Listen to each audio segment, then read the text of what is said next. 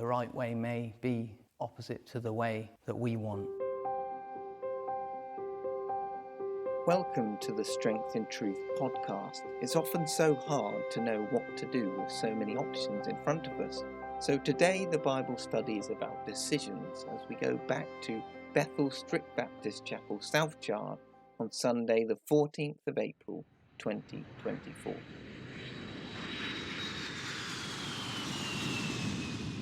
The title that I've got for this afternoon is Jehoshaphat and knowing what to do.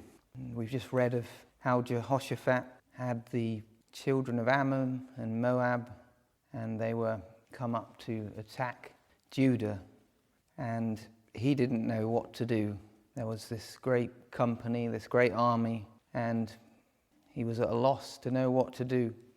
And he says, "We have no might against this great company that cometh against us, neither know we what to do, but our eyes are upon thee."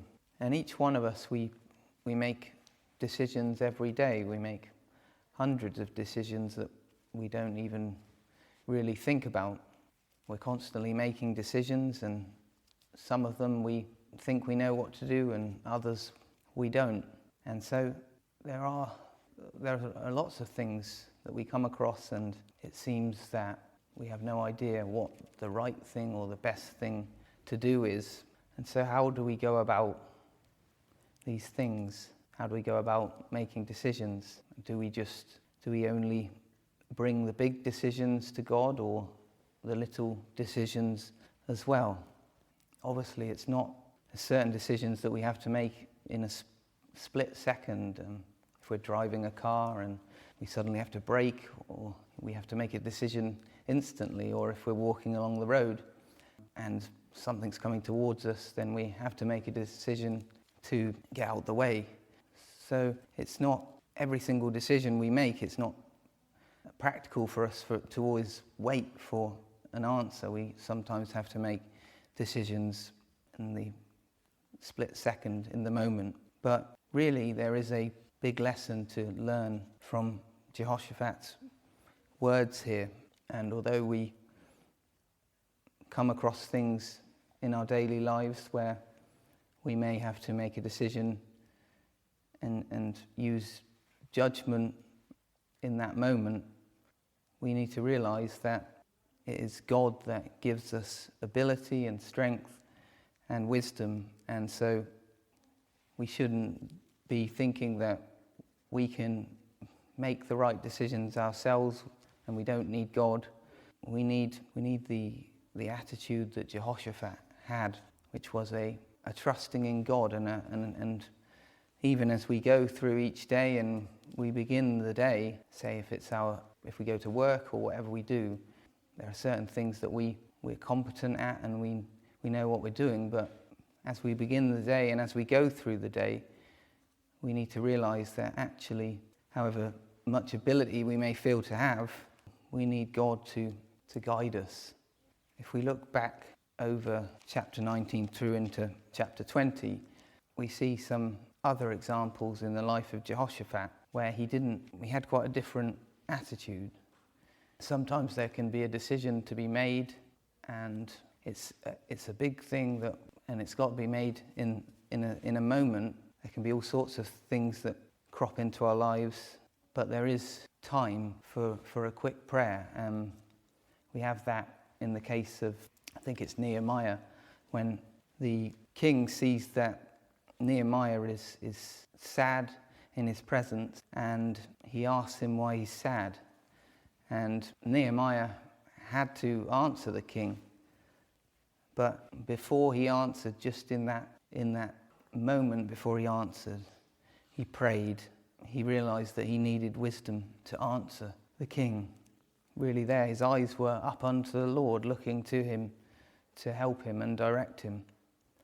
But there can be other times when we have a decision to make, and we can sometimes use prayer and be looking for an answer when the answer is actually staring at us, and God's word is showing us the answer, and we are choosing to or we don't want that answer. We don't want to do that thing that we know we need to do, and so we can be almost fighting against the clear instruction of God, and we can be going against our conscience all the time. It's telling us God's word is coming to us time and time again, and it's showing us that what the right thing to do is, and we are expecting an answer some other way, but the answer is there. And so we have to be careful of our own, how we want things to turn out, putting that in front of God's word and the plain instruction of it. So Jehoshaphat, he was the king of Judah, and he was a godly man. He had a big army, and he was rich, and the kingdom prospered under Jehoshaphat. And Ahab, he was the king of Israel, so the two kingdoms had become separate. And Ahab was an evil king. He worshipped Baal, and Jehoshaphat joined affinity with Ahab. His son married Ahab's daughter, and Ahab persuades Jehoshaphat to join him in going down and fighting at Ramoth Gilead. Before they went down to Ramoth Gilead, Jehoshaphat wants to know if it's the right thing to do.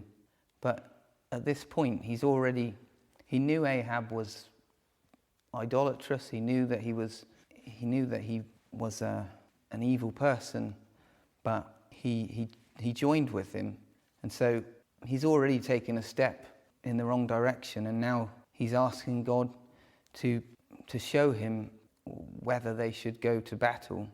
And Ahab gets 400 prophets, and they all say what Ahab wants to hear. They tell him the message that he wants to hear, and they tell him to go to battle. But Jehoshaphat, he's not satisfied with this, and he calls for another prophet. And Micaiah comes, and he tells them that if they go, then he says, I see all Israel scattered upon the mountains as sheep that have no shepherd. But it seems that Jehoshaphat, he hears this, and he still goes anyway. He goes with Ahab and Jehoshaphat. They believe the 400 prophets, and Micaiah is thrown into prison. And so they go to the battle, and first Jehoshaphat is surrounded and he's nearly killed, and then Ahab is killed. So it ends with Ahab dying and Jehoshaphat nearly dying. And then on the way back from the battle, Jehoshaphat is rebuked by a prophet. Jehu, the son of Hanani the seer, went out to meet him and said to King Jehoshaphat, shouldest thou help the ungodly and love them that hate the Lord? Therefore his wrath upon thee from before the Lord.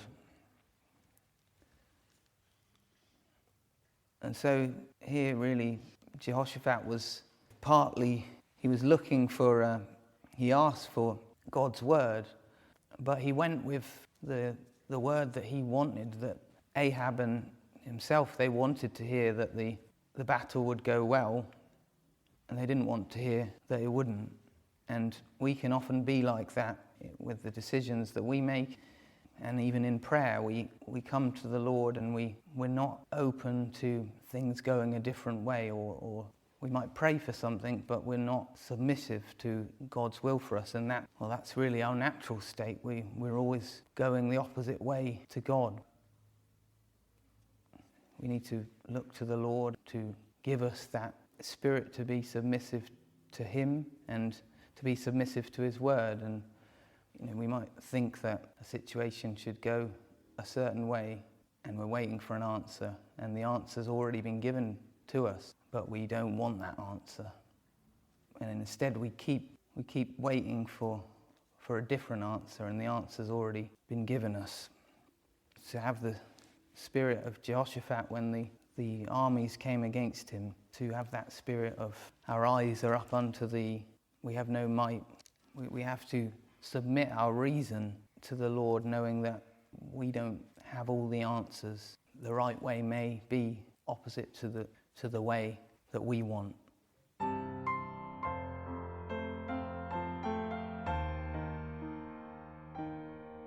Thanks for joining us today. Look out for the next episode soon.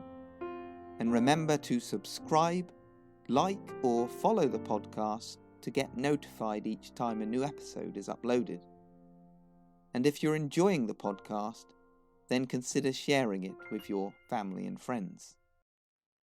That's all for this episode. So until next time, goodbye.